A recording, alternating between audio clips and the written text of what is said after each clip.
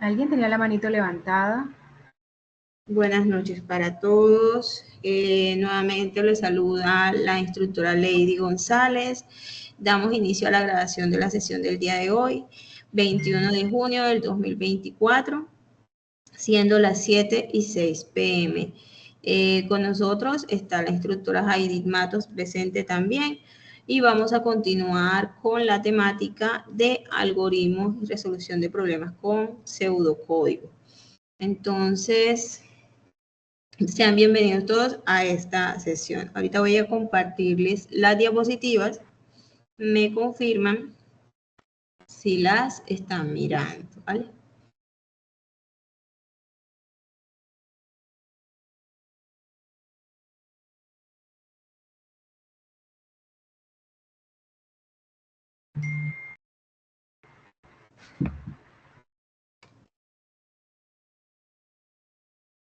¿Me confirman, porfa, que están observando las diapositivas? Sí, profe, sí se están observando. Voy a iniciar la presentación. ¿Sí? Diga. ¿Alguien dijo algo? No, era para confirmar que se está viendo la pantalla. Perfecto, muy bien. Entonces voy a iniciar la presentación.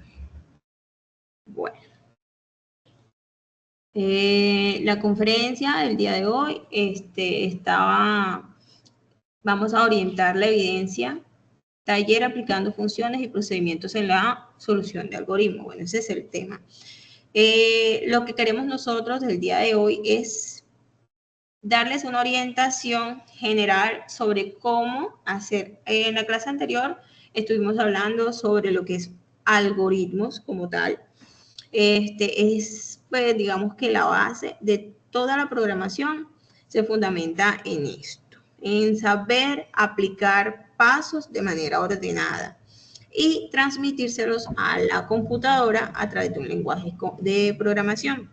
En la sesión pasada nos enfocamos en procedimientos sencillos y cotidianos, no utilizando como tal un lenguaje de programación ni un algoritmo estructurado como tal, pues la idea era que comprendieran lo que es o la definición de algoritmo, que es, ¿alguien recuerda en sí qué es un algoritmo? Es una definición muy sencilla. ¿Quién me la puede decir?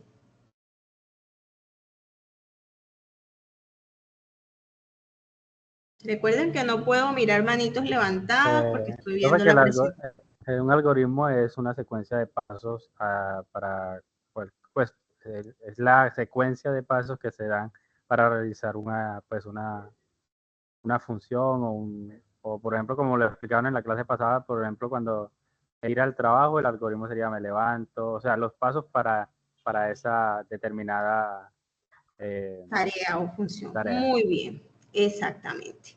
Es la definición de pasos ordenados.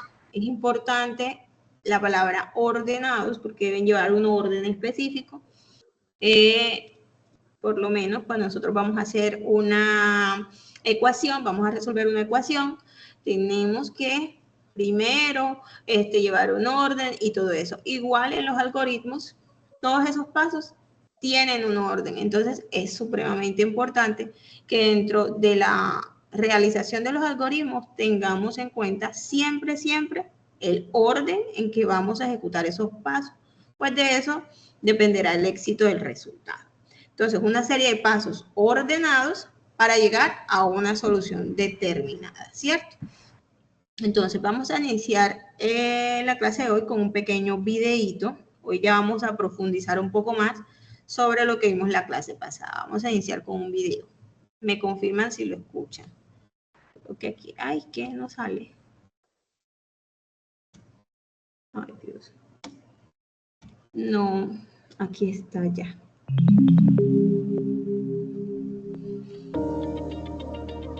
Introducción. A lo largo de las últimas décadas, la industria del software ha recogido experiencias que poco a poco se han convertido en un conjunto de técnicas y buenas prácticas en el campo de la algoritmia. Disculpen interrumpirles. ¿Me están escuchando todos el video, cierto? Sí, profe, se escucha perfectamente. Ok, vale. Ay, me retrocedí. Listo.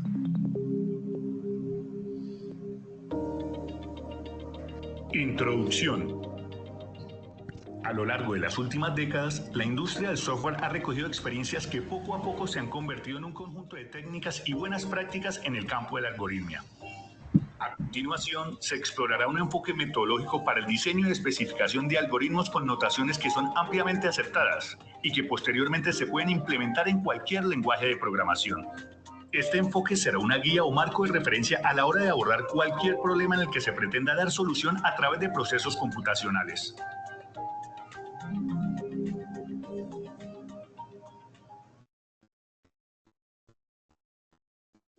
Bueno, un pequeño video de introducción sobre lo que vamos a tratar. Bueno, entonces, volviendo al tema, muchachos, las fases para elaborar un buen algoritmo son 3 fases esenciales: la fase del análisis, diseño e implementación.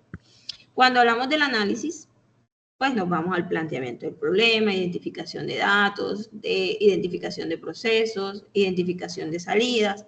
Es decir, tenemos que entender qué es lo que vamos a hacer, tenemos que identificar qué datos necesitamos pedir, cuáles son los datos que vamos a calcular, cuáles son los datos que vamos a mostrar como una salida, como la respuesta. Entonces, todo eso tenemos que identificarlos desde la primera fase, desde el análisis. Tenemos que identificar cómo vamos a pedir esos datos, qué operaciones vamos a hacer con ellos, qué procesos vamos a hacer con ellos, cuál es la salida que vamos a mostrar, en sí la respuesta que nos están pidiendo de ese determinado problema. Cuando nosotros ya tenemos todo esto claro, ya tenemos una idea clara de lo que vamos a hacer, entonces nos vamos a la fase de diseño. Cuando hablamos de diseño, bueno, ya son como los pasos que vamos a hacer, declarando las variables, bueno, pidiendo los datos que necesitamos, todo eso, y empezamos a desarrollar nuestro algoritmo, ya sea a través de un lenguaje de programación muy ya avanzado como Java, Python, bueno, hay muchos, C++, hay muchos programas o muchos lenguajes de programación que nos permiten realizar algoritmos, o lenguajes de pronto más sencillos o más fáciles de entender, como PCInt, por ejemplo, que es un lenguaje más como dado acá a entendible humano, por decirlo así. No tiene tanta sintaxis compleja. Y nos sirve como para empezar a afianzarnos nosotros con lo que es el diseño de algoritmos, ¿ya? Y con esos pasos nosotros podemos hacer pruebas a ver si lo que estamos buscando, la solución que estamos buscando resolver, se da con éxito si logramos obtener el resultado que queremos, ¿cierto? Luego del diseño viene la implementación, como les contaba, ya a través de un programa, y con ese programa que ya se puede ejecutar, nosotros podemos hacer una prueba y una depuración. La mayoría de los lenguajes de programación nos permiten hacer un debug o una depuración de datos, ir mirando cómo va el proceso para identificar que todo lo que nosotros queremos que se ejecute se esté realizando como nosotros esperamos, ¿sí? Ya cuando tenemos la implementación, cuando nosotros hacemos un software, cuando estamos desarrollando un software, siempre hay que tener una documentación que nos permita, luego de tenerlo, hacerle un mantenimiento, realizarle cambios y todo esto, ¿sí? Entonces, son 3 fases muy importantes, digamos que sencillas, pero muy, muy importantes dentro del proceso de la realización de un software, de un algoritmo. Entonces, vamos a ver un ejemplo ya un poquito profe, más. Hola. Le agrego algo. En este complemento formativo vamos a enfocarnos solamente en las 2 primeras fases. Ok. Se va a profundizar Sí. en las dos, sí. Y se va a abordar solo estas dos primeras fases, lo que es análisis y diseño. Y diseño. Listo, profe. Gracias por la... Se me había pasado decirles eso. Vale, entonces, sigamos. Vamos a ponerles un ejemplo sencillito sobre, ya, miren acá la pantalla, ya no estamos como tan, o sea, ya estamos un poquito más técnicos en la estructura o en la implementación de nuestro algoritmo. Si se dieron cuenta en la clase pasada, estábamos colocando los pasos sin tener una estructura o sin tener una secuencia. Bueno, si decíamos paso 1, paso 2, no teníamos como esa estructura, por así decirlo. Entonces, ya cuando nosotros vamos a crear un algoritmo, debemos definirlo con una palabra o con un nombre. Empezar con la palabra algoritmo y darle nombre, ¿cierto?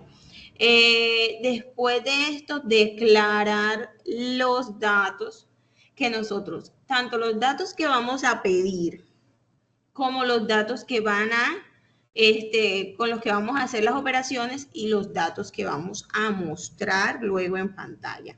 Entonces, cuando hablamos de un algoritmo estructurado, debemos empezar con esto, el nombre del algoritmo, la palabra algoritmo, el nombre del algoritmo, lo que va a hacer el algoritmo, declarar las variables y estas palabras claves, inicio y fin. Dentro de estas dos palabras reservadas, vamos a escribir todos los procesos que vamos a llevar a cabo, ¿sí? Entonces, el ejemplo nos dice, el cliente pide que se desarrolle un programa de computadora que le solicita al usuario un número y luego el sistema debe mostrar en pantalla el número digital. Entonces, ¿qué tiene que hacer el programa? Pedirnos un número y luego mostrar ese número en pantalla. Sencillito. Entonces, el algoritmo se va a llamar mostrar número. La variable que necesitamos, pues, es, como nos están pidiendo un número, declaramos una variable. Ahora, ¿qué es una variable? ¿Quién me puede decir qué es una variable? Si tienen claro ese concepto de variable.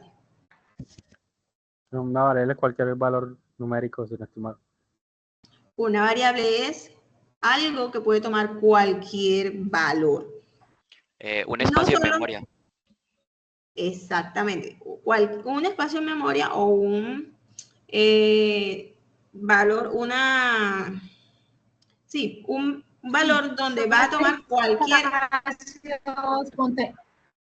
Hola. Correcto, espacios o contenedores. Sí, profe, espacios o contenedores. Va a tomar cualquier valor. Ojo, no solamente nos referimos, cuando decimos variables, nos referimos a números. Nosotros podemos tener variables de tipo carácter o de tipo char, dependiendo, porque podemos pedir nombres, podemos pedir direcciones, ¿sí?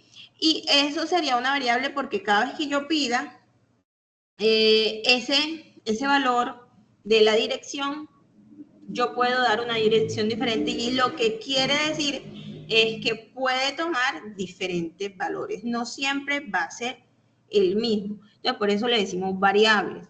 Hay unas,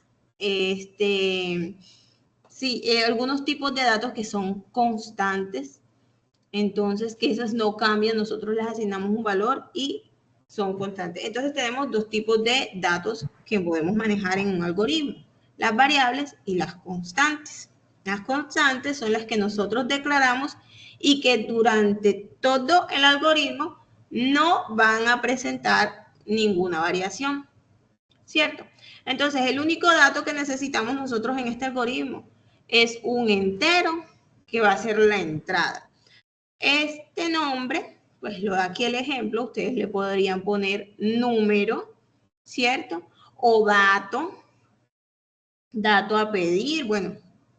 Cuando declaramos las variables y nuestros datos, lo que tratamos es de darle un nombre que nos oriente, que nos diga más o menos de qué estamos hablando, para que nuestro algoritmo sea mucho más fácil de entender. Entonces, en inicio, la palabra reservada de inicio, que nos va a mostrar en pantalla escribir esta frase aquí, escribir. Determina que esto nos lo va a mostrar la pantalla, nos va a pedir ingrese un número. Cuando nosotros ingresamos el número, se va a leer. ¿Qué se va a leer? El número. En este caso, se llama entrada. Entonces, lo leemos. Y luego, como el algoritmo es supremamente sencillo, estos son 3 pasitos, pedimos, leemos y escribimos. Pedimos el dato, lo leemos aquí y lo escribimos en pantalla, que vamos a escribir el dato que nos acaban de ingresar o que acabamos de ingresar. ¿Sí? Y luego la palabra fin para que él se entienda que se llegó al final del algoritmo. Chicos, hasta aquí esto es un ejemplo muy sencillo y vamos avanzando a medida que avance la clase. ¿Hay dudas hasta aquí? ¿Algún comentario? ¿Todo claro? Bueno. Todo claro, profe, como el agua. Listo. Vale. Bueno, otro tipo de forma en que nosotros podemos realizar algoritmos es a través de los diagramas de flujo. Los algoritmos y los diagramas de flujo van casi de la mano. Son una manera, bueno, los algoritmos son, digamos que más técnicos y los diagramas de flujo son de alguna manera algo más visual y de pronto más entendible para los usuarios finales. Hay un estándar ya definido en lo que son los diagramas de flujo. No sé si ustedes ustedes debieron haber consultado, no sé si ya consultaron, en la semana pasada quedó pendiente consultar sobre los diagramas de flujo. Esta simbología es un estándar ya determinado y siempre significan lo mismo. A nivel de programación, a nivel de diseño de diagramas de flujo, siempre van a ser los mismos símbolos con su mismo significado. Esto es un óvalo, por así decirlo, que indica el inicio o el final. El rombo indica una decisión. Esto es una entrada general, es la entrada o salida de datos. Esto es una iteración, ya hablaremos sobre cómo son las iteraciones, esas funciones que nos permiten repetir ciertos procesos. Entrada por teclado, lo que nosotros pedimos por el teclado, ¿sí? En pantalla, lo que el usuario va a digitar.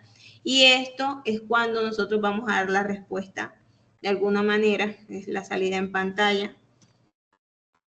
Estos son otros estándares más que también se utilizan mucho, llamadas rutinas, salida en pantalla.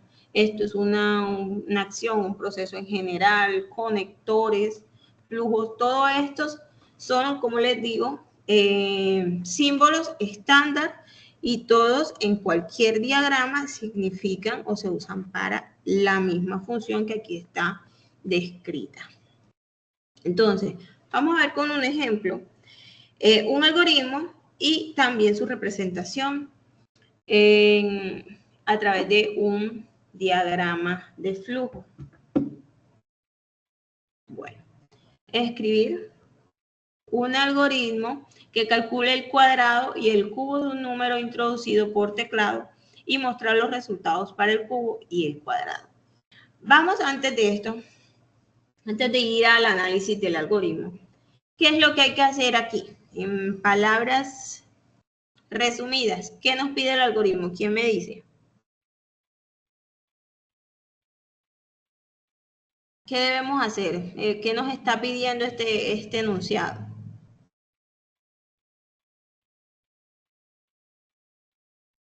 Muchachos, ¿alguien que quiera participar? Está pidiendo el cuadrado y el cubo de un número, de cualquier número introducido. Exacto, entonces el algoritmo nos debe pedir un número y de ese número nos debe calcular tanto el cuadrado como el cubo, ¿cierto? Entonces, ¿qué variables necesitamos? La entrada, ¿cierto? Que es lo que vamos a pedir, que es el número que al que le vamos a hacer operaciones, ¿sí? Y necesitamos dos datos más, que es donde vamos a almacenar el resultado de el cuadrado del número y el resultado de calcular el cubo del número que pedimos, ¿cierto? Entonces, aquí están declaradas esas tres variables, ¿cierto? De tipo entero. Se llaman entrada, cuadrado y cubo. Entonces, inicio. Escribir, por favor, un número, ¿cierto? Luego de pedir esto, ¿qué debemos hacer? El sistema debe leer eso. ¿Qué va a leer? La entrada, ¿cierto? Que es el número que estamos pidiendo. Inmediatamente después de eso, pues va a hacer una operación y al cuadrado, a este dato que se llama cuadrado, va a asignarle, miren aquí, lo hacemos a través de este símbolo. ¿Qué vamos a calcular? El cuadrado se calcula el número por el mismo, ¿cierto?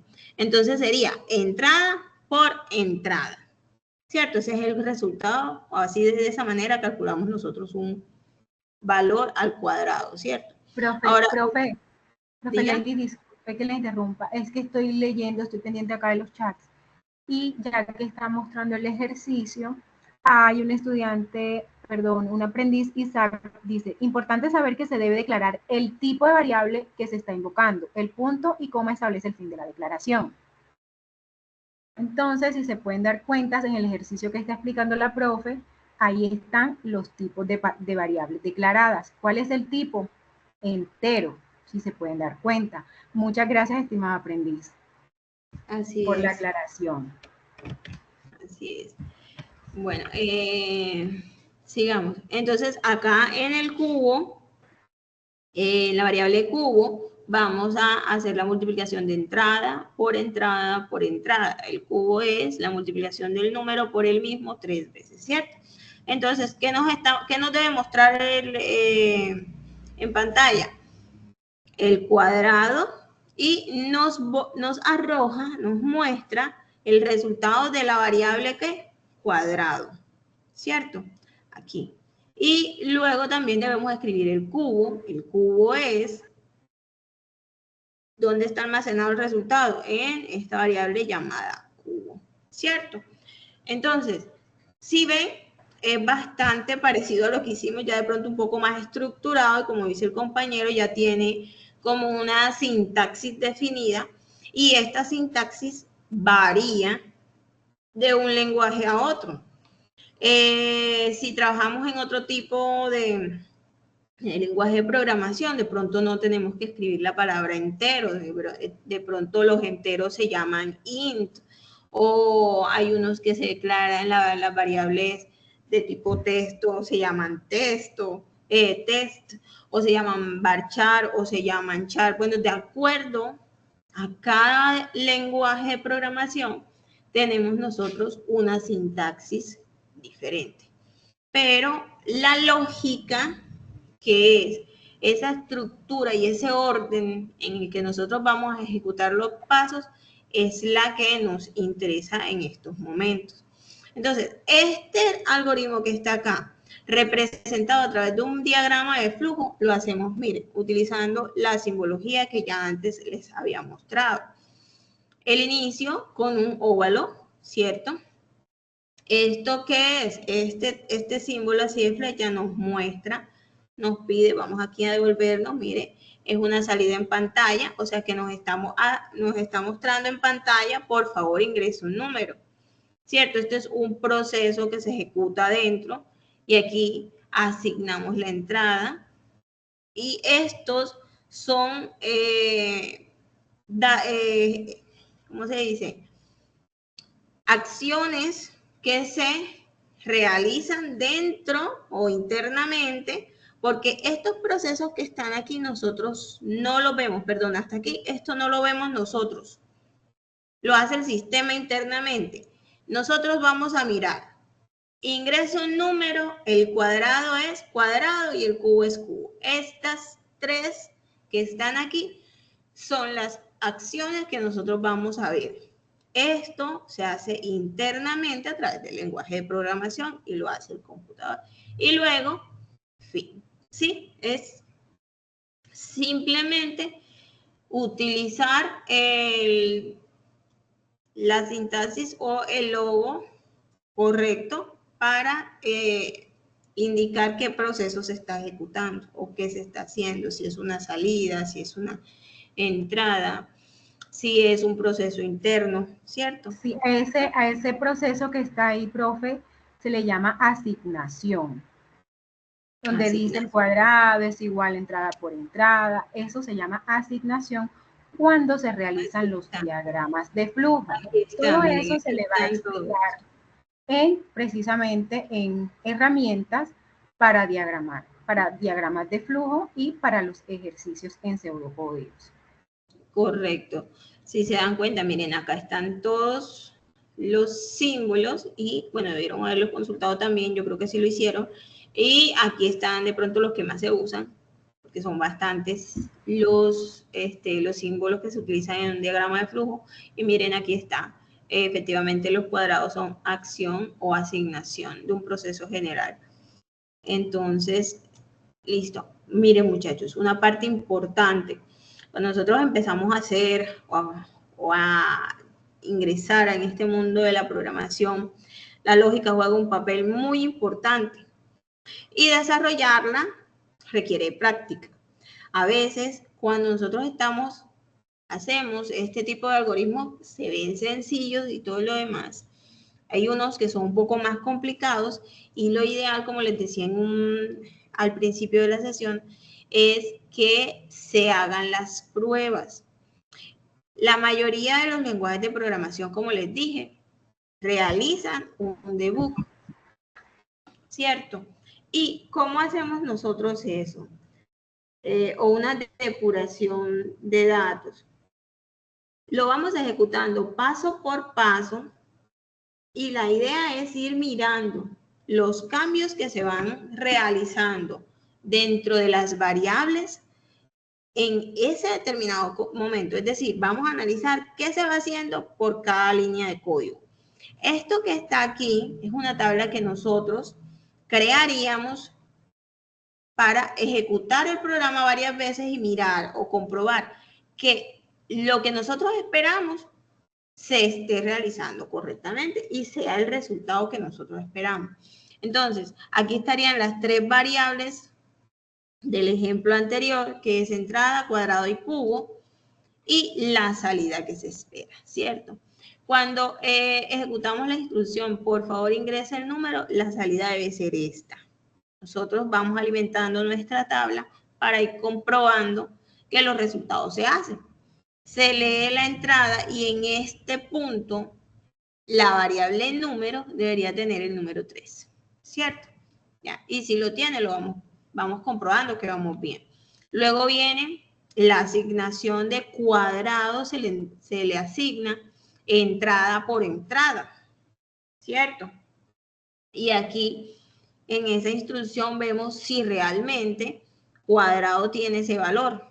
Lo mismo pasa con el cálculo de cubo. Y aquí vamos comprobando paso a paso, línea a línea, que los valores se estén modificando y se estén realizando de la manera que nosotros esperamos.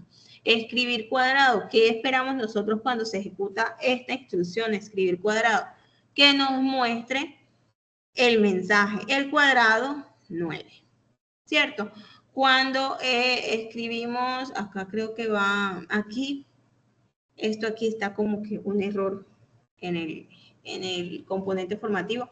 Acá debería ser escribir cubo y la respuesta es el cubo 27, ¿cierto? Aquí esto está duplicado. Si se dan cuenta, aquí hay un error. Ese error viene de allá del material formativo. Entonces, aquí la instrucción debe ser la siguiente instrucción. Después de escribir cuadrados, si se dan cuenta, es escribir el cubo, que es esta de acá. Y entonces nos muestra inmediatamente la salida, el cubo 27. Entonces, muchachos, hasta aquí ¿Ahí van claros conmigo? Sí, profesora. Sí. Sí, gracias. Listo, vale. Vamos allá a la parte de identificadores y palabras reservadas. Ahora, como les decía, hay palabras que son de cada lenguaje, propias de cada lenguaje. Entonces, con ellas nosotros podemos declarar los tipos de variables, darles nombre, pues si son fechas, si son enteros, si son decimales, si son caracteres, en fin, todo ese tipo de datos. Podemos usarlos. Los identificadores son los nombres que se le dan a los elementos utilizados para resolver un problema y poder diferenciarlos de los otros. Al asignar nombres o identificadores a variables constantes y procedimientos se deben tener en cuenta algunas reglas. Cuando nosotros vamos a declarar estas palabras no podemos ponerle cualquier número, o sea, cualquier nombre que se nos ocurra, ¿cierto? Lo ideal, una buena práctica es que nosotros, cuando estemos nombrando esas variables que vamos a utilizar, sean relacionadas o que nos evoquen lo que nosotros estamos calculando o a qué hace referencia esa variable. Si, por ejemplo, ponemos nombre y nosotros vamos a utilizar más de un nombre en nuestro programa, de pronto tenemos nombre cliente, nombre de empleado, nombre de vendedor, sí, tenemos varios nombres, entonces no podemos simplemente con una variable nombre y ya. Nosotros cuando vamos a leer ese programa, tenemos que entender a qué hace referencia esa variable. Entonces, como dicen aquí, en un pequeño ejemplo, ponemos saldo mes, salario, fecha 2. Sí, que haga referencia a lo que nosotros vamos a almacenar en ese tipo, en ese campo.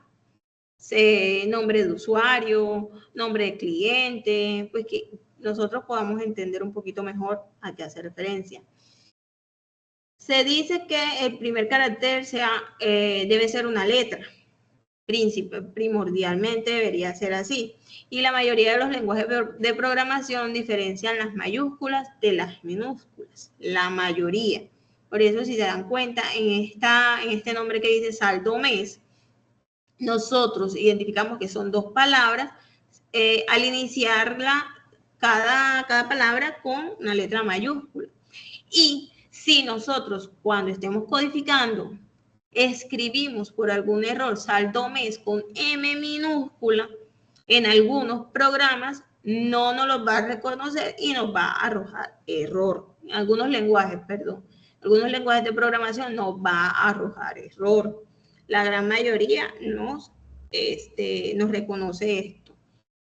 Entonces, los nombres deben ser mnemotécnicos. Con solo leerlo se puede entender lo que contiene, lo que les vengo diciendo.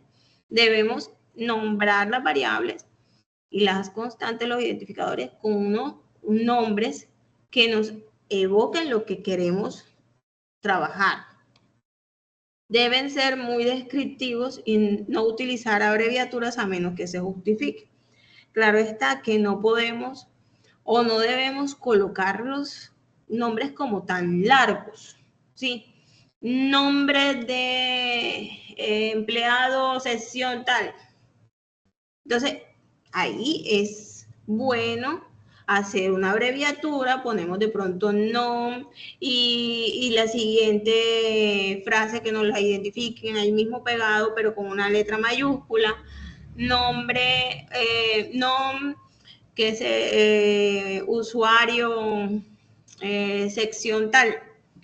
Sí, para hacer una referencia, porque pronto es muy grande y entonces saber qué es eso. Pero entonces no escribir todos esos nombres completicos. Es conveniente utilizar una sola palabra para nombrar páginas, controles, variables, etc. No se deben utilizar caracteres. Este tipo de caracteres no se deben utilizar, ni tampoco se deben utilizar para darle nombre a esos identificadores con palabras reservadas del lenguaje que estemos utilizando. porque obviamente vamos a tener errores en ese tipo de variables. Como les decía, los identificadores pueden ser constantes, contadores, acumuladores y pues variables aquí. Me volé las variables. Las variables son esas que ya venimos trabajando, que pueden tomar cualquier valor y van cambiando de acuerdo a cómo las vayamos pidiendo, o dentro del programa, dentro de las ejecuciones, sus valores van cambiando. Las constantes, como les explicaba, son valores que se mantienen durante la ejecución del algoritmo y no cambian su contenido o su valor. Hay unas que son especiales, unas variables que son especiales, que son de tipo contador, y unas que son de tipo acumulador. Los contadores se utilizan cuando utilizamos iteraciones. Ahorita vamos a hablar sobre esas sentencias que son iteraciones. Nos permiten ejecutar acciones, una acción o acciones, un determinado número de veces, ¿sí? Y los acumuladores nos sirven de pronto para hallar un promedio, para hallar la suma de los datos que nos están ingresando, en fin, ahí vamos a almacenar un valor que va a ser acumulado durante todo el proceso. Entonces, esos son básicamente los tres tipos de datos así que más utilizaremos dentro de los algoritmos. El uso de identificadores y palabras reservadas. Bueno, este es un ejemplo. Vamos a definir un contador. Estos ejemplos son supremamente sencillos. Definir un contador llamado contador que se incremente en 1 cada 3 veces. Miren, acá nosotros declaramos, ponemos el nombre de algoritmo contador, declaramos una variable de tipo entero que se llama contador, iniciamos y el inicio de nuestro algoritmo contador empezamos en 0, a contador le asignamos contador más 1, contador más 1, contador más 1 y escribimos el resultado de contador. ¿Sí? ¿Quién observa algo aquí? Sobre este algoritmo. Definir un contador. Profe, que contador está 3 veces haciendo la misma operación ahí. Sí, y nos dice... Sí, yo quería aportar que si el contador empieza siendo 0 y ya luego va cambiando, ya luego abajo no es 0, sino que ya se convierte en 1 porque se le está sumando 1 y así sucesivamente hasta llegar a 3. Al final el valor de contador termina siendo 3. Correcto, y luego escribimos o sea,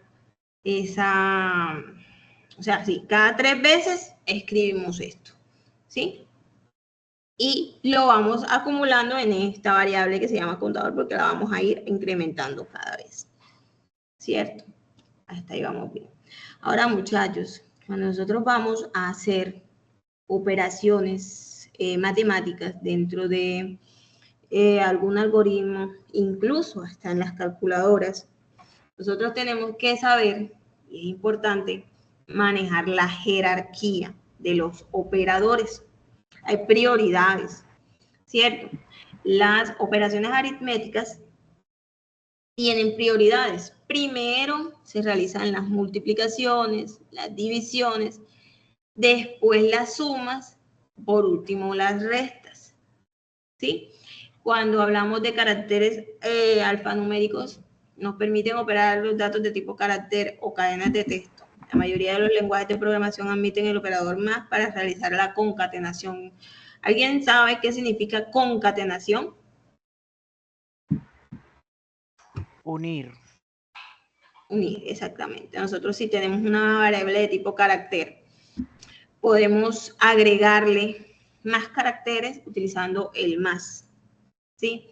Relacionales permiten la comparación, si son iguales, si son mayor que, menor que, si son mayor o igual, ¿sí? Y los lógicos que nos posibilitan la evaluación de dos expresiones, sí la negación, perdón, la conjunción que es y, o la disyunción que es un o. Esto también es importante, los operadores lógicos. Vamos a verlo esto con un ejemplo un poco para aclarar un poquito, pero sí es importante que sepan que todas las operaciones tienen un orden en el que se ejecutan. Por ejemplo, como les decía, en las computadoras, incluso en las calculadoras, se realizan las operaciones matemáticas siguiendo un orden. Primero se hacen las operaciones que estén en paréntesis, desde los más internos hasta los más externos. Primero se ejecutan los signos, después de los paréntesis, el siguiente en el orden son los signos. Después, como les decía, las potencias, raíces, productos y divisiones tienen el mismo o la misma prioridad. Ellos están dentro de la misma prioridad. Después de que se realizan todas las multiplicaciones, todas las potencias, todas las raíces, entonces sí vamos a sumar, a restar, porque las sumas y las restas también tienen la misma prioridad. La concatenación, esto aplica para los valores alfanuméricos, los relacionales y de asignación, comparación, son las siguientes: la negación, la conjunción y la disyunción. En ese orden se ejecutan los comandos de operaciones matemáticas. Vamos a verlo con un ejemplo. Vean esta operación que está aquí. 2 más 7 más 8 por 16 más 3 al cuadrado, cierro paréntesis, dividido entre 4 más 5. Vamos a hacer algo chévere. ¿Qué resultado nos da eso? Pero traten de hacerlo sin calculadora. Háganlo ustedes a ver si lo realizan bien, o sea, llevando, si se sabe en la jerarquía de las operaciones de cómo realizarlo, para ver quién lo hace bien, sin hacer trampas, sin ponerlo en una calculadora del computador o algo así. Háganlo manual, a ver si les da resultado. Ellos que escriban el ejercicio y le coloca cómo va la jerarquía, para que ellos se guíen. Que copien el ejercicio. Sí, y le coloca la diapositiva de cómo va la jerarquía para que ellos lo hagan en orden. No, yo quiero que lo ejecuten antes de que yo les explique la jerarquía, a ver cómo les va. Sí, profe, la diapositiva anterior, la que usted estaba explicando. Ah, ok. Para que ellos se ¿Ya escribieron Ya escribieron bien los pasitos. Ya le comprendí. Pero primero escriban todavía. Escriban cuando tengan ya el ejercicio realizado, me avisan para ponerles entonces la jerarquía que les expliqué ahorita.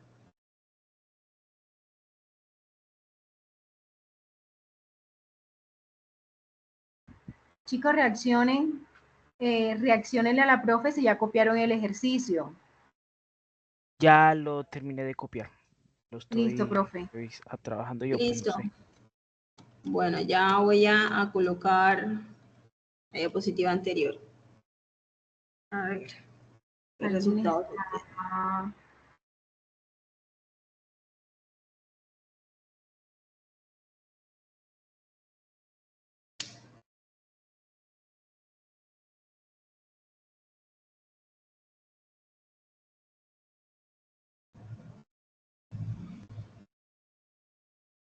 En el chat tenemos una respuesta, profe.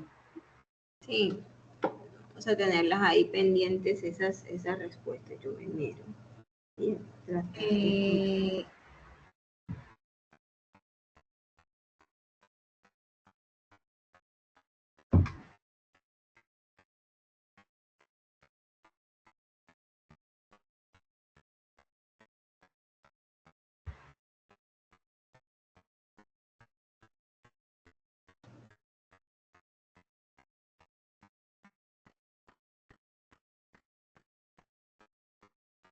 Listo, muchachos. Cuéntenme cómo van.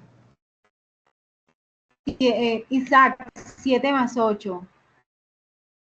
7 más 8, Isaac.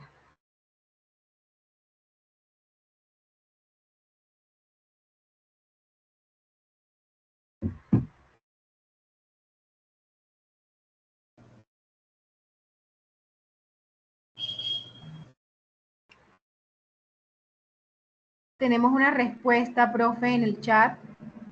31.2, vamos a Dice ver. 31.2. Entonces el primer paso es multiplicar 15 por 15. Bueno, vamos entonces. Ya tenemos a varios aquí.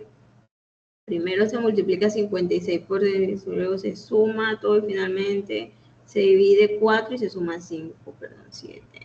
David nos dice 31.5. Listo, bueno, nos pusimos a pensar un ratico y a hacer operaciones matemáticas. Vamos a ver cómo se resuelve esto. Listo. La primera operación que se resuelve, aquí tenemos un proceso ya hecho, pero vamos, parece que va bien. Joseph. Bien. Sí, parece que el de Joseph está, hasta donde lo veo, va bien. Vamos a revisarlo. 2 más 7. Esta es la operación entre 4 más 5, 2 más 15. Es correcto el de Joseph. Es correcto, Joseph, Bueno, correcto. miren, muchachos, lo primero que se resuelve, miren ustedes, es el paréntesis de, que está aquí, 7 más 8. Vamos a ir.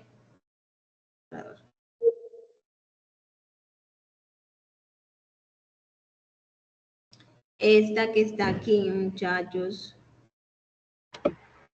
7 más 8. Es lo primero que se ejecuta. Si se dan cuenta, esto está entre paréntesis, pero son los paréntesis más internos.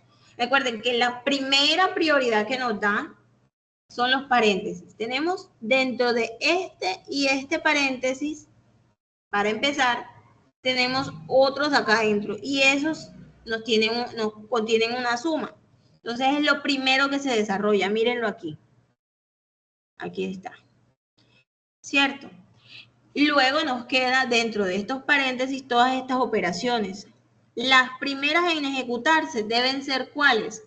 La multiplicación y en el mismo orden de prioridad las potencias.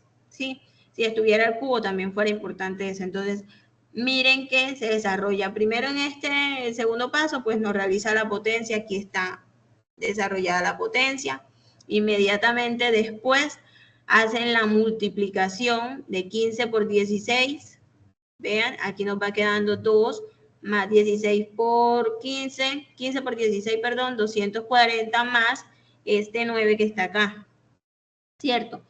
Después debemos hacer la operación que está dentro de todo este paréntesis, ¿cierto? O sea, 2 más 240 más 9.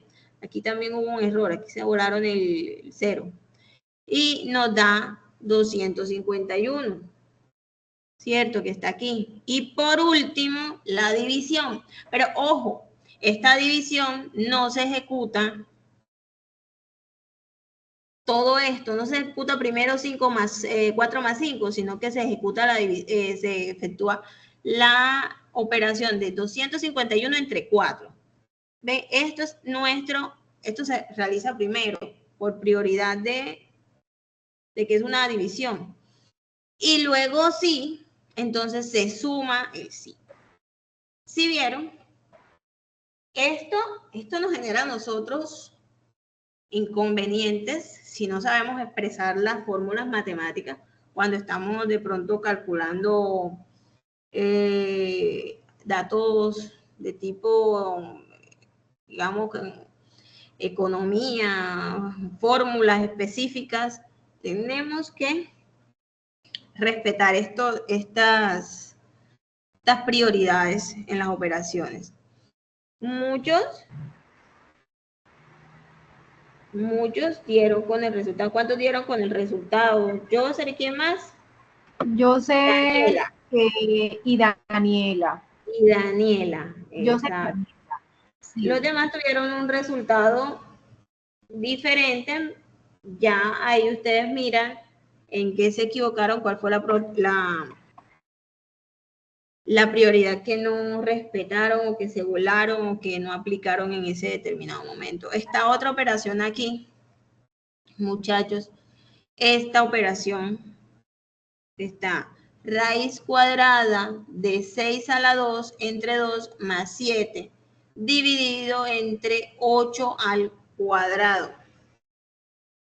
Estos símbolos de raíz cuadrada en los lenguajes de programación normalmente no están definidos. Raíz cuadrada se representa como SQRT y las potencias con este triangulito, este sombrerito que está aquí. Si lo expresamos, si se lo vamos a escribir al computador para que lo ejecute, una línea de código, tenemos que hacerlo bajo este esquema. Entonces, vamos a hacer igual. ¿Qué resultado tenemos de hacer esta operación?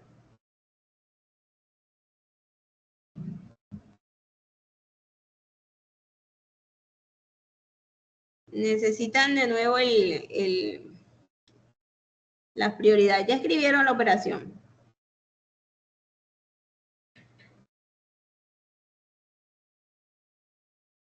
Muchachos. Hola. Si se puede presentar la anterior, bien, pues. Listo, ya las. Ok. La jerarquía.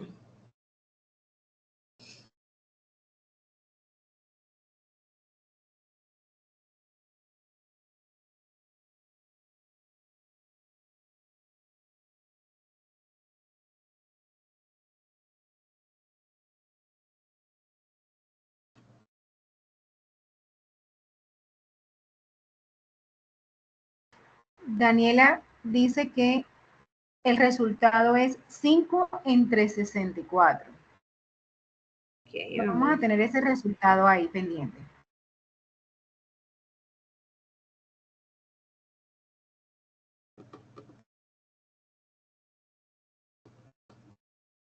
Vamos a esperar a ver que alguien más.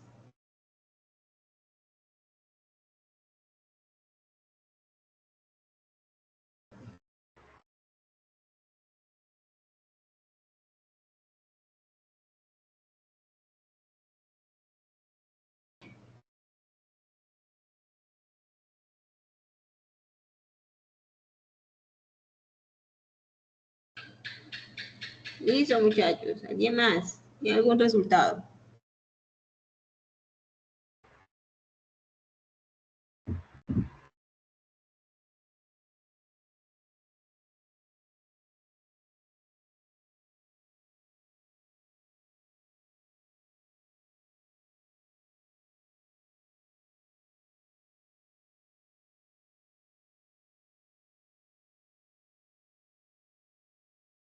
Bueno, creo que Daniela, alguien más, uno más que ponga el resultado. Joser.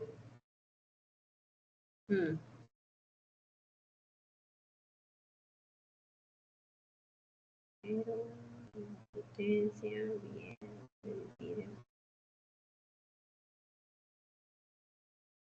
bien, está de acuerdo con Daniela. Vamos a ver. Bueno, con ellos dos vamos a mirar en qué orden se dio. ¿Qué es lo primero que tenemos que hacer? Ah, pues este no está resuelto acá. Pero bueno, veamos. ¿Qué debemos ejecutar primero? Primero debemos realizar la operación de la potencia, ¿cierto? En este caso, 6 a la 2, ¿que es cuánto?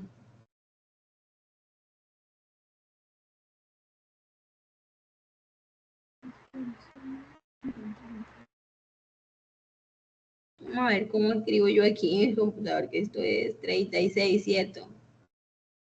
Este es el resultado de esto. Esto entre 2 más 7. No puedo poner aquí como... Más 7. Disculpen esta... Estoy con el mouse, no acostumbro a escribir así. Y esto que está acá, muchachos, ¿se ejecuta de una vez o se deja para después? ¿Qué opinan? Primero se hace la división. No.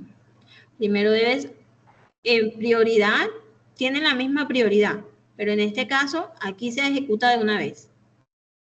¿Sí? 8 a la 2, 64, porque recuerda que la división al final, después de resolver todo lo que tengamos dentro de este paréntesis. En este caso, 8 a la 2 es 64. Ok. Ahora sí, realizamos la división que está dentro de los paréntesis, ¿cierto? Que es 36 entre 2, ¿cuánto nos da? 18, ¿cierto?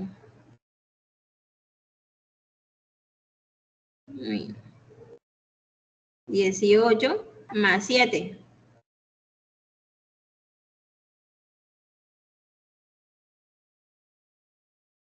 Esto está entre paréntesis y dividido 64. Escribo bien feo aquí en este computador. Bueno, ahora sí se realiza la suma. 18 más 7 nos da ¿cuánto? 25. 25, correcto. Sobre 64. Ay, no. Y luego, por último, sí, la división de... Bueno, mentiras. Es que aquí es el momento de escribir, pero este paréntesis, todo ese paréntesis hay que sacarle raíz cuadrada. Voy a ponerlo así para no... Y antes de dividir, antes de hacer la división, hay que sacarle la raíz cuadrada a este 25, que es 5, ¿cierto? Entonces el resultado sí viene siendo 5 entre 5 entre 64. 64, correcto. Correcto. Sí, profe, correcto. Así es. Muchachos, ¿está claro eso hasta ahí? Ustedes disculpen esa gramática tan fea que me quedó ahí, pero bueno. 5 entre 64. Es la respuesta correcta.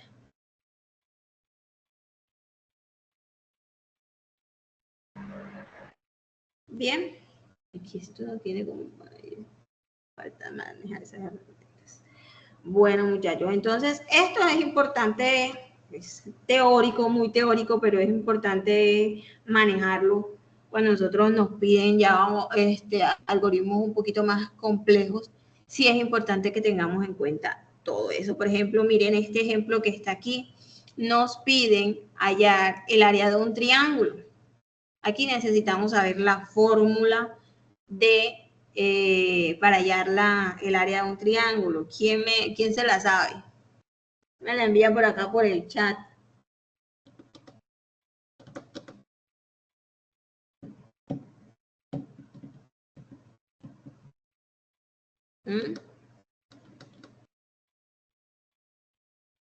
Base por altura entre 2. Área igual a base por altura entre 2. ¿Cierto? Así, o sea, teniendo en cuenta eso, ¿cuáles son las variables que necesitamos? Necesitamos el área, donde vamos a almacenar el resultado, ¿cierto? Necesitamos el valor de la base, de la altura y el divisor, que en este caso, este divisor que hace referencia al 2, con lo que vamos a dividir, es una constante. Miren que aquí lo declaramos como 2. ¿Sí? No lo pedimos, no es una variable, es un número que ya está asignado, lo asigna el programa y ese valor durante toda la ejecución, durante todos estos procesos no va a cambiar. ¿Sí? Entonces, para calcular nosotros el área de un triángulo, necesitamos conocer el valor de la base y la altura del triángulo, ¿cierto? Entonces, los pedimos. Escriba el valor de la base, escriba la base, leemos base, escriban la altura, leemos la altura y aquí sí, pues las operaciones. A área le vamos a asignar base por altura entre divisor, que en este caso es 2. Si se dan cuenta, aquí no es necesario aplicar paréntesis, poner paréntesis para realizar base por altura, porque nos va a dar igual si nosotros hacemos base por altura y lo dividimos entre 2, que si dividimos altura, la dividimos entre 2 y luego le multiplicamos la base. En estas operaciones el orden no nos afecta al resultado final. Y por último escribimos área. ¿Sí? Hasta ahí, muchachos, los algoritmos son bastante sencillos. Quisiera saber si hasta aquí vamos bien. ¿Hay alguna duda hasta el momento sobre estos algoritmos, la forma en que las planteamos? Todo claro. Chicos, si tienen alguna duda, por favor, o reaccionenle a la profe si es claro el desarrollo de este algoritmo. Sí, profe, está claro. Listo, miren, Perfecto. muchachos, acá está a través del diagrama de flujo. Inicio, declarar las variables divisor, base, altura y área. Asignar al divisor se le asigna 2. Capturamos base y altura, y las pedimos. Acá ejecutamos la operación. Aquí se comió el 2. En este caso divisor, pero no lo voy a escribir. Y luego área, que nos va a... Esta es una salida en pantalla. Miren que aquí está el símbolo de salida en pantalla y nos muestra el valor del área. Y luego fin. Sencillito. Bueno, muchachos, para hacer, hay otro tipo de algoritmos que ya son un poco más complejos, donde sí o sí necesitamos otro tipo tenemos que verificar ciertas condiciones, ¿cierto? Para eso existen los condicionales. Sí y no, ¿cierto? Comprobar si se cumple una condición o no. Entonces, las estructuras de condición pueden ser simples, pueden cumplir una condición, una sola condición, puede ser un poquito más compleja acá. Si se cumple, se hace una cosa, si no se cumple, se hace otra cosa, ¿sí? Entonces, aquí este es el esquema básico de una condición. Aquí se escribe la condición, si se cumple, se pone el proceso, si no se cumple, acá podríamos tener un proceso y bueno, ahí siguen ahorita a través de un ejemplo mostramos más claro esto.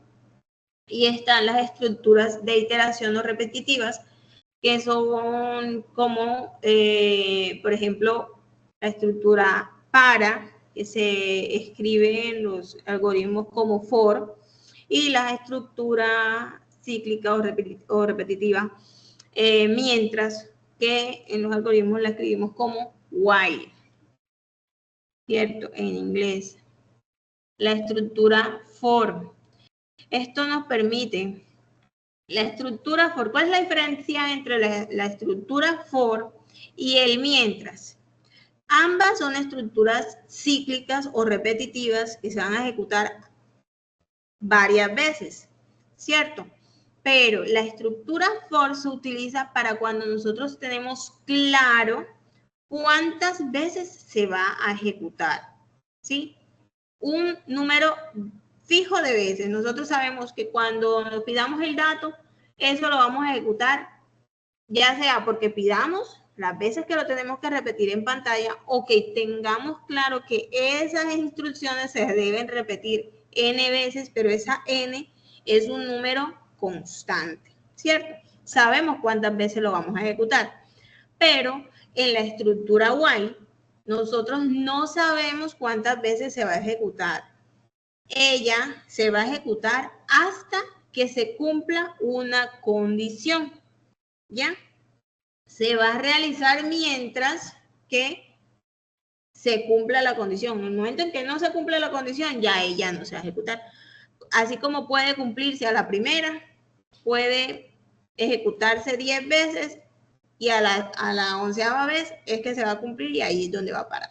Entonces, no, para eso esa es la diferencia entre estas dos estructuras de iteración o repetitivas o cíclicas. ¿Sí está claro esto que acabo de explicar ahí, muchachos? Vamos a mirar un ejemplo. Aquí hay un ejemplo sobre el ciclo for. Dice, escribir un procedimiento que muestre 7 veces en pantalla la frase, esto es un algoritmo. Entonces, declaramos un ciclo para, el algoritmo para el ciclo para. Inicio para i, que va desde 1 hasta 7, vamos a escribir, esto es un algoritmo. ¿Cuál sería el resultado de este algoritmo, muchachos? ¿Cuáles creen ustedes que serían el resultado de este algoritmo?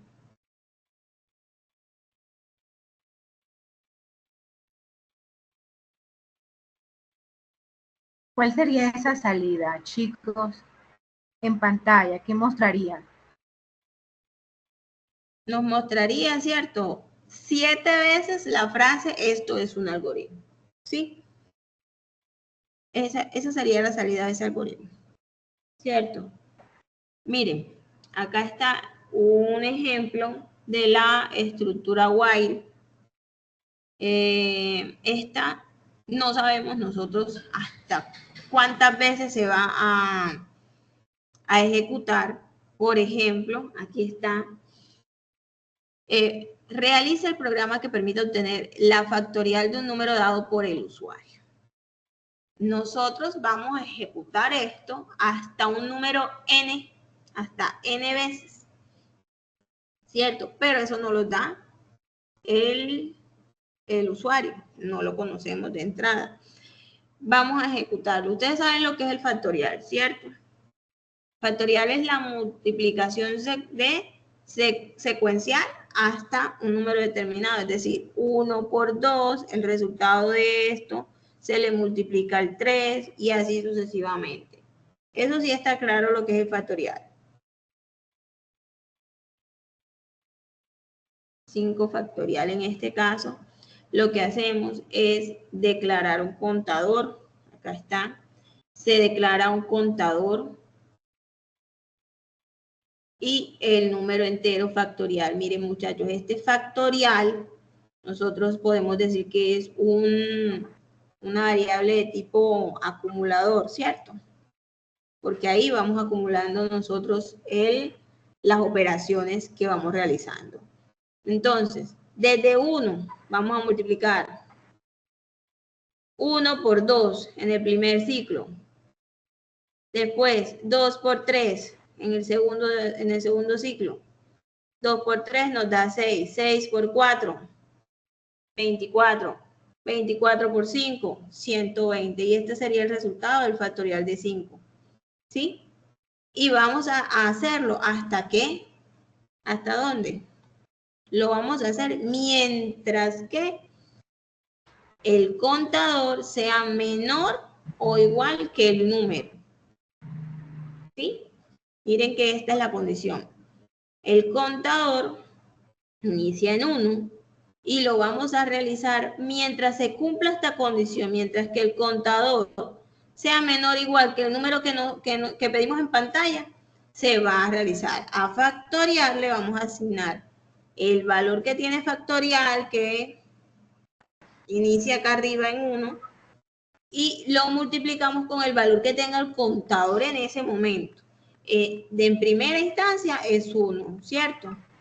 Entonces 1 por 1. Después de ejecutar esto, siempre antes de volver tenemos que incrementar en 1 el contador. En el siguiente ciclo, ya contador no vale 1. Comprobamos, contador en este momento, en la segunda iteración, vale 2. 2 es menor o igual que 5. Que fue el número que pedimos. Si es igual, entonces, si esto es verdad, entonces volvemos a operar. Aplicamos la operación y incrementamos el contador y así sucesivamente hasta llegar a que el contador sea menor o igual que el número que pedimos por pantalla. ¿Sí está claro hasta ahí, muchachos? ¿Cómo funcionan los ciclos mientras y por y para?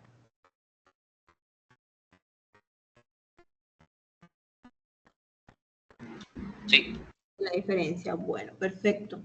Y aquí pues nada, aquí está la estructura, diagrama de flujo de este algoritmo que está aquí, representado a través de diagrama de flujo. En inicio, el contador, la asignación del contador, la asignación del factorial, nos pide que escriba el número, asignamos el número, aquí la condición, ¿sí? Mientras que esto es un ciclo. Si se cumple, hacemos esto y repetimos, ¿sí? Comprobamos, repetimos. Si no se cumple ya, entonces, nada, arrojamos el resultado. Y luego, fin del algoritmo. Están las estructuras de datos. ¿Ustedes han escuchado hablar sobre la estructura de datos?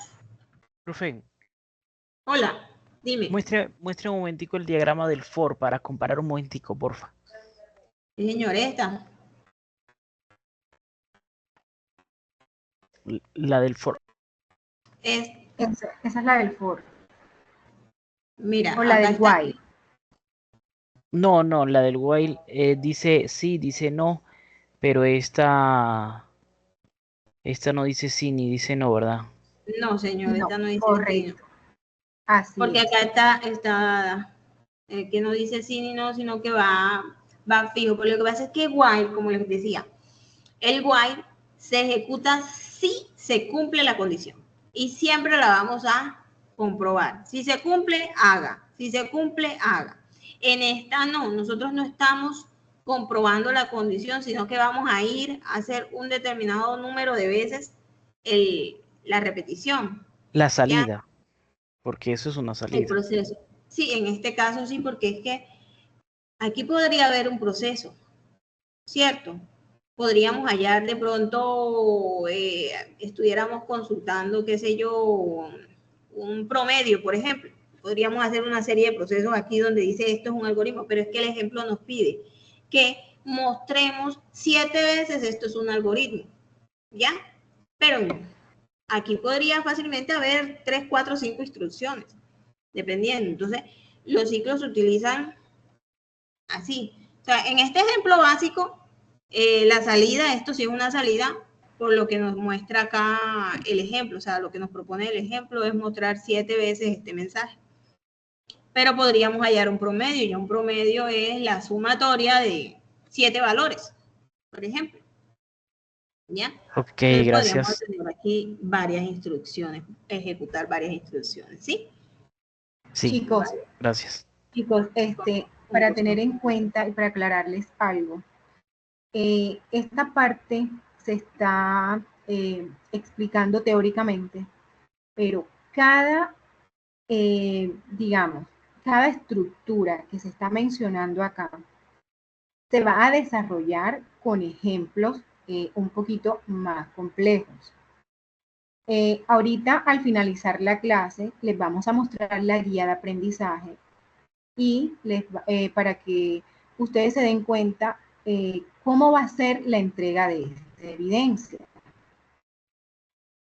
Entonces, para que de pronto vayan, la idea es que ustedes tengan claros estos conceptos, entiendan cómo son las estructuras para cuando se vayan a realizar los ejercicios propuestos en la guía, ustedes tengan un poco más de claridad. Así es, chicos, mire, dense cuenta, pues mire, acá todo lo que hemos trabajado es teorías y mostrándolos con ejemplos muy básicos, muy sencillitos. Muy básicos. Pero en la guía tienen unos ejercicios de pronto un poquito más elaboraditos, por así decirlo, y la idea es explicárselos también. Pero lo que veo, la sesión se está extendiendo bastante. No sé, la profe, ¿qué opina? Si de pronto, si no alcanzamos, terminamos lo que es la teoría y la práctica la dejamos, el desarrollo de las evidencias lo dejamos para la próxima semana para darles ejemplos y explicarles con detalle todo esto. Ya por lo menos ya ustedes, cuando nosotros estemos explicándoles, ya ustedes entienden lo que es una variable, lo que es un ciclo, lo que es el for, lo que es el while. ¿cierto? Entonces la idea es esa. Profe, sí, porque realmente la guía trae aproximadamente 10 ejercicios. ¿Y cuál es la idea? La idea es que tengamos una sesión adicional para realizar esos ejercicios en clase, para explicar todo lo que se ha dicho acá en teoría, a llevarlo a la práctica. Entonces, ahorita que la profe termine, al final de la clase, pues les vamos a decir cuál es el programita que se va a utilizar y vamos a implementarlos el martes que viene. Entonces, vamos a hacer esas evidencias, no todas, perdón, no vamos a hacer todos los ejercicios. Por lo menos vamos a hacer, puede ser la mitad de los ejercicios o puede ser uno fácil, uno complejo, pero ¿cuál es la idea, chicos? Que realicemos la evidencia en clase para que toda esta teoría que se ha dado hoy la coloquemos en práctica. Listo, muchachos. Si están de acuerdo, chicos, nos reaccionan. Es muy importante para nosotros. Sí, profe, sería excelente de esa forma. Perfecto, sí, chicos. total. Entonces vamos a continuar y al final de la clase les vamos a mostrar la guía, vamos a mostrar los ejercicios, cómo están planteados y el próximo martes a darle solución para que ya ustedes por lo menos lleven, digamos que la mitad de la evidencia desarrollada. O puede ser más. Vamos a ver cómo nos va el martes. Correcto, sí, chicos, porque es que, o sea, enfrentarlos a ustedes de una, no, vamos a hacer estos ejercicios y vamos a utilizar este ciclo que es un for y utilizamos el for, y sin antes explicarles qué es un for y cómo funciona un while, sí es como complejo. Entonces, es importante que ustedes conozcan todas la idea esas es que manejen la teoría. Sí. Y también es muy importante esto que estaba explicando la profe, hay muchos algoritmos complejos matemáticos y es bueno saber cómo esa parte lógica matemática de cómo se desarrollan esos algoritmos.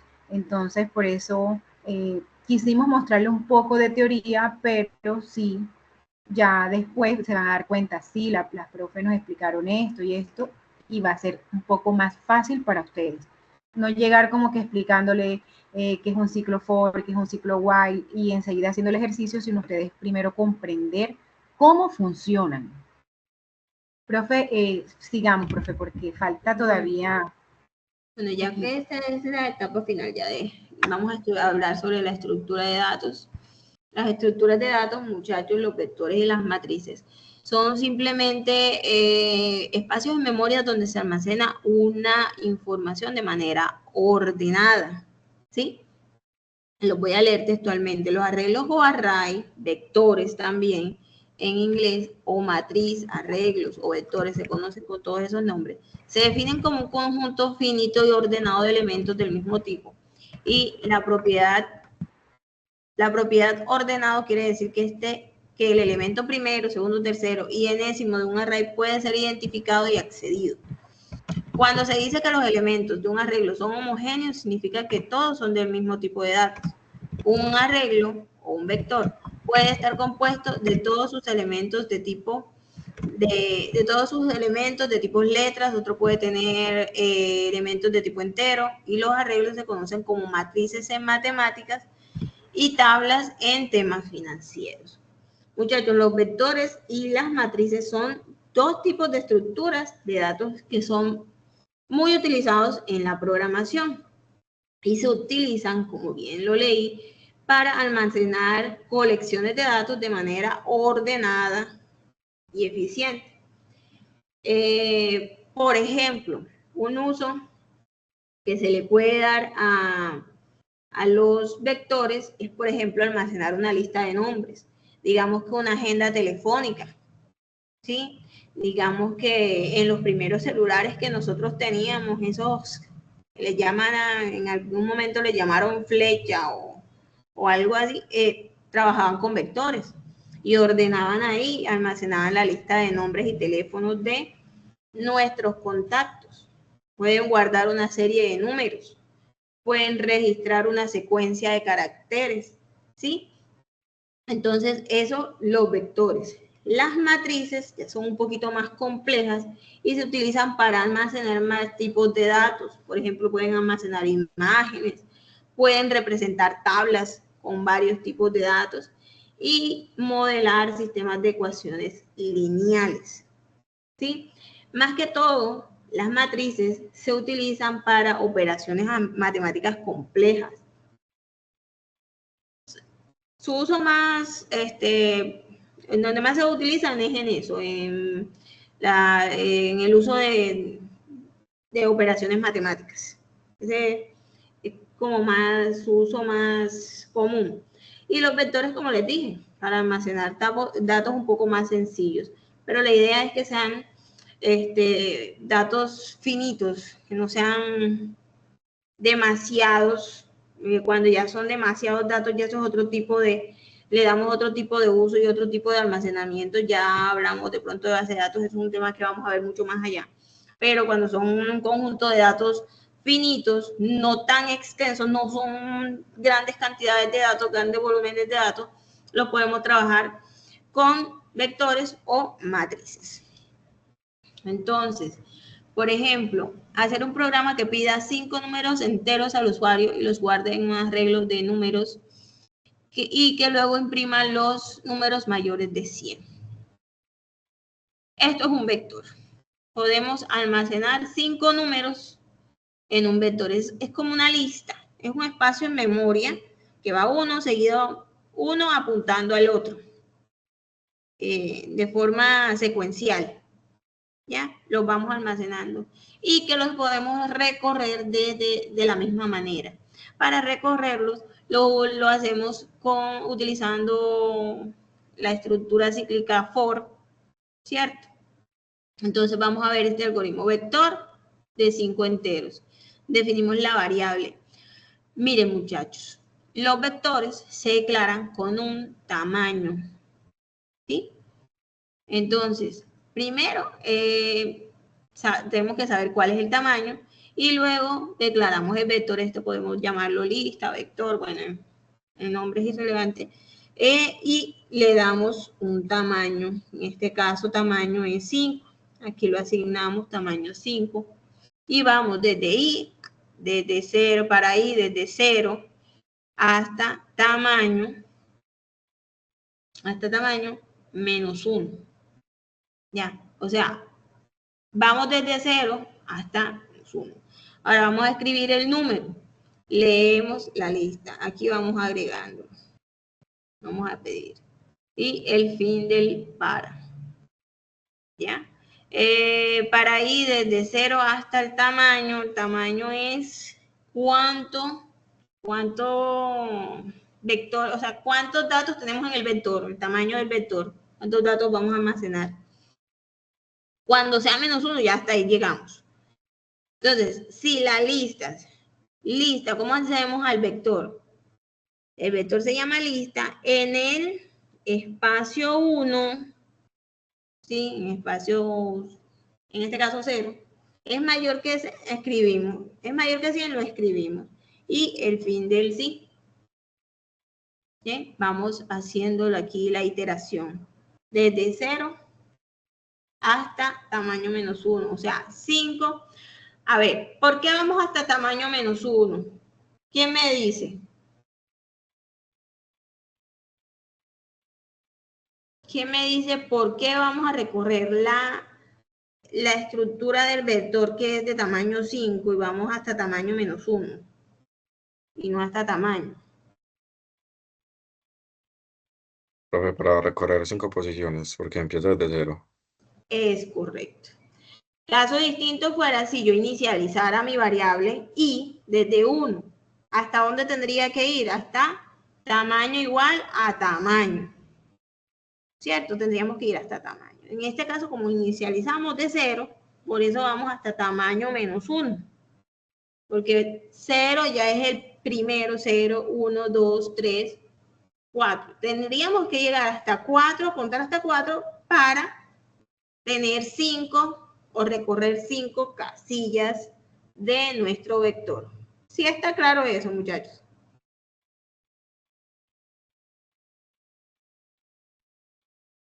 ¿Me escucho? ¿Sí? Sí está claro por qué vamos hasta tamaño -1. Perfecto, bueno, muchachos.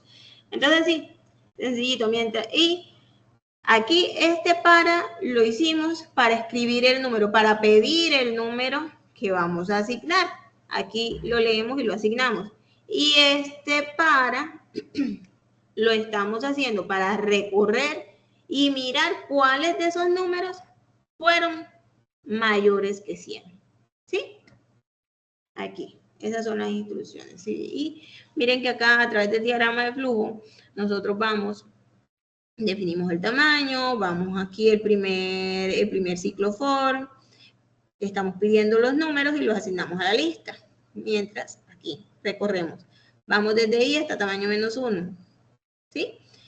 Cuando ya hicimos esto, entonces vamos y hacemos otra vez otro for que va desde I hasta tamaño -1. Aquí se les olvidó poner el -1. -1, ¿cierto? Vamos entonces, hacemos, preguntamos, lo que está en ese vector, en esa posición de vector, ¿es mayor que 100? Si es así, muéstrelo, y si no, aquí debe ser un sí. Y acá un no. Si no, continúe. Si no, continúe.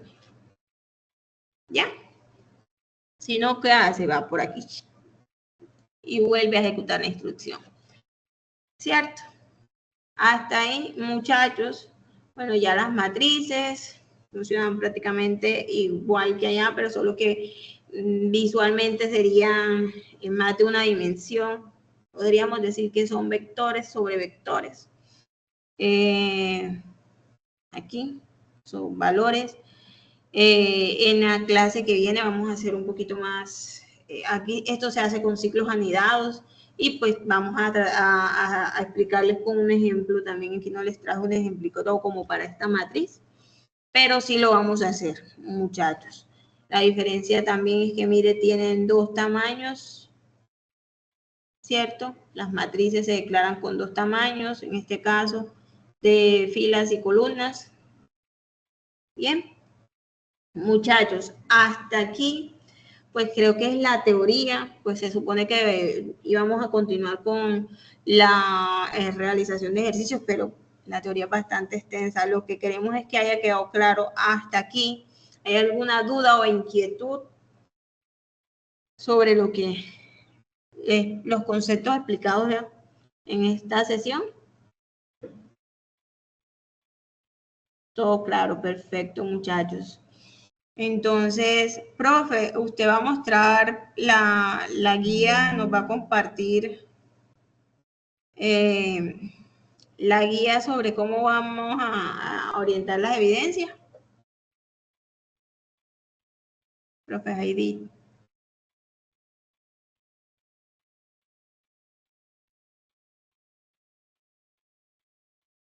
La profe como que... Profe Heidi está.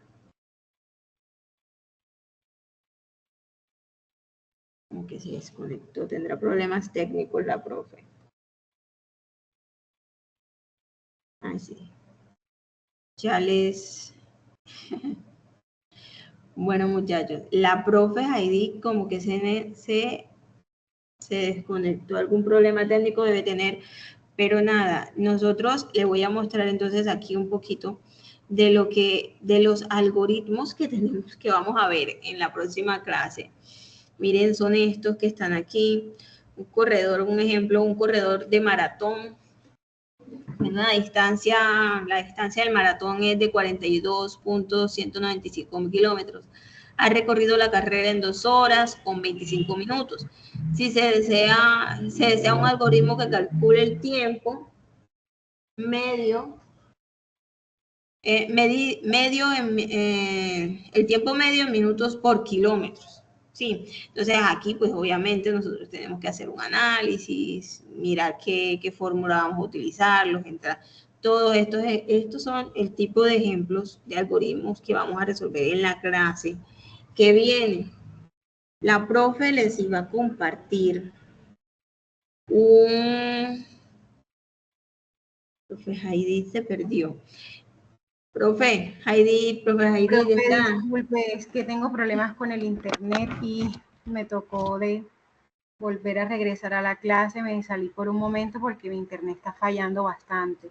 Sí, chicos, bueno, miren, les vamos a compartir la instalación. Se las vamos a mandar por los chats o de PC. Vamos a trabajar con PC, chicos. Profe, disculpe, ¿usted le mostró a los chicos los ejercicios? Qué Sí, pena estaba mostrándoles aquí. Miren, son 10 algoritmos. Exacto, para que ellos vayan viéndolos. Les vamos a compartir también esto en el material de apoyo, también la instalación para que instalen PC. Es una herramienta muy chévere, es en español, es para que ustedes den los primeros pasos en hacer pseudocódigos. Y pues chicos, la idea es que en la próxima clase implementemos estos ejercicios. Ya va, profe, voy a compartirles la asistencia. Ay, sí, profe, por favor. Entonces, chicos, ¿están de acuerdo? Sí, la idea es que de pronto vayan buscando ese programita PCInt. Nosotros Sí, les no, vamos profe, a dejar el enlace les vamos a pasar el instalador, profe, no, les vamos a pasar el instalador para que ellos instalen. Es muy fácil, la verdad. Si quieren, también lo pueden buscar en Google, eso no tiene nada del otro mundo, es súper sencillo. Entonces, la verdad es una herramienta muy chévere, es en español y es muy fácil de manejar. Entonces, el próximo martes, la próxima...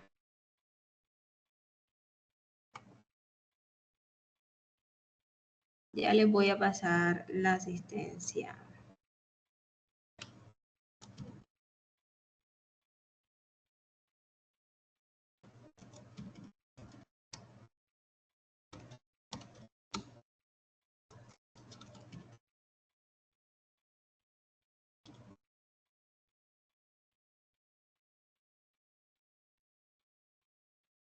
La profe como que tuvo problemas de nuevo. Ya les voy a compartir aquí por chat el formulario de la asistencia.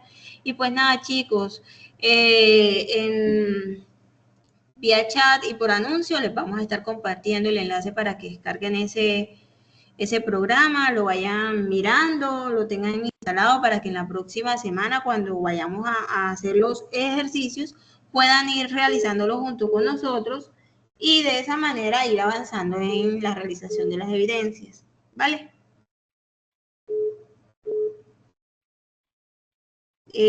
Porfa, Profe, qué pena. Estoy aquí. Qué pena. Ay, chicos, discúlpenme, pero la verdad estoy teniendo problemas súper internet. Ay, sí. Ya volvió la profe. Sí, qué pena. La verdad es que, disculpen, estaba hablándoles y me imagino que mi voz desapareció. Bueno, ya les estaba diciendo que nada, que se registren acá, ya les compartí la asistencia y que la próxima clase vengan con ese programa instalado, nosotros se los compartimos. Es sencillito y la idea es que junto con nosotros hagan esos algoritmos. En clase los vamos a ir desarrollando y pues ya van adelantando de una vez las evidencias con el programa. Exactamente, esa es la idea, que ustedes desarrollen las evidencias en clase y ya les sea más fácil, pues, de por lo que menos no van se adelantando. Y van adelantando, correcto. Entonces, profe, no sé si también necesitaríamos una sesión adicional, porque como la próxima clase vamos a seguir esta evidencia, entonces yo no sé, profe, si nos alcance a iniciar con la próxima evidencia técnica que tenemos. Entonces, bueno, muchachos, entonces el martes, de acuerdo a qué tan rápido desarrollemos los ejercicios y miramos ahí el tiempo, porque la próxima clase debemos avanzar a otra evidencia, entonces miramos si logramos avanzar o sea, terminar la clase del día de hoy y podemos continuar con la siguiente evidencia. En caso de no alcanzar, que no nos dé el tiempo, entonces programamos una sesión adicional para no atrasarnos en el cronograma y no que no se atrasen ustedes en esto. Exacto. Porque la idea es que vayan teniendo todos los conceptos claros. Vale. Entonces, ¿alguna duda? No se les olvide registrarse en el formulario de asistencia. Sí. Y pues Profe. nada, nos vemos Sí, hola, Steven, cuéntame. Una pregunta con las actividades de aprendizaje. Sí. En la plataforma de Sajuna hay dos actividades de aprendizaje que es AA1 y AA2, ¿cierto? Y de cada Sí, una sí. hemos visto una actividad, pero hay otras que pues están ahí pendientes y no se han explicado en las reuniones. ¿Esas actividades no las realizaríamos o sí? No. Solo las que... Solo las que estamos orientando, sí, y las que vamos activando. Por temas de tiempo, muchachos, porque tenemos un cronograma y pues por temas de tiempo no ponerlos de pronto a hacer tantas cosas al mismo tiempo, entonces sí, hay algunas evidencias que no se dan. Aparte, chicos y profe, ustedes saben que no solamente están las evidencias técnicas, están las evidencias de transversales. Entonces, no nos alcanza el tiempo para orientar todas esas evidencias. Ustedes vayan desarrollando lo que se está orientando, chicos. Sí, Entonces, porque esas son las que vamos a calificar. Las otras pues están en la guía, que de hecho debemos modificar esa guía también, pero no están disponibles como para enviarlas en Sayuna, están desactivadas, entonces no tienen que enviar esas evidencias que no orientamos, ¿vale? Listo, profe. Muchas gracias. Bueno, listo, con con gusto. gusto, Steven. Chicos, ¿alguna otra pregunta?